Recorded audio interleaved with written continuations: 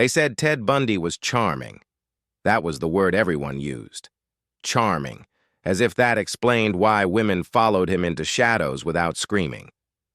Karen met him on a rainy afternoon outside a bookstore. He was handsome in an ordinary way, neatly dressed, his arm in a sling. "Could you help me?" he asked, voice calm, almost embarrassed. "I dropped something in my car." She hesitated. The street was busy. People everywhere. What could go wrong? The moment the car door closed, the world disappeared. Days later, her disappearance joined a growing list. The faces on missing posters changed, but the pattern stayed the same. Young women, vanished, no witnesses, no blood, just silence. Ted watched the news every night.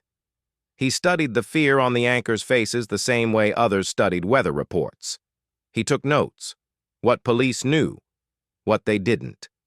He smiled when they got it wrong. At night, he replayed his crimes in his head like favorite songs. During the day, he blended in, law student, volunteer, boyfriend. No one questioned the man who laughed at jokes and held doors open, until one woman didn't laugh.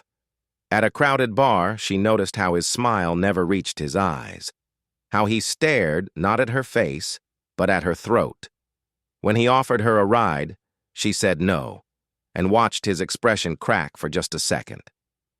That was enough. She memorized his license plate. Ted Bundy was arrested soon after. The cameras loved him. He winked. He joked.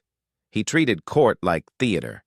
Even convicted, even sentenced, he believed he was still in control. He escaped once, then again.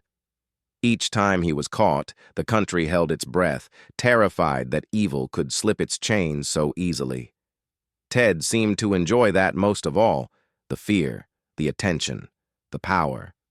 When the night of his execution came, witnesses said he looked calm, almost peaceful. But the prison didn't feel calm.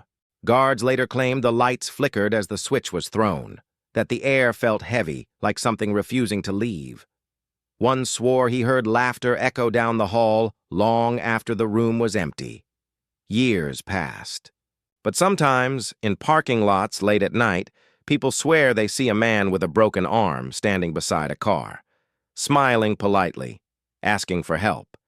And if you listen closely, right before you say yes, you might hear the quiet voice of survival screaming inside you.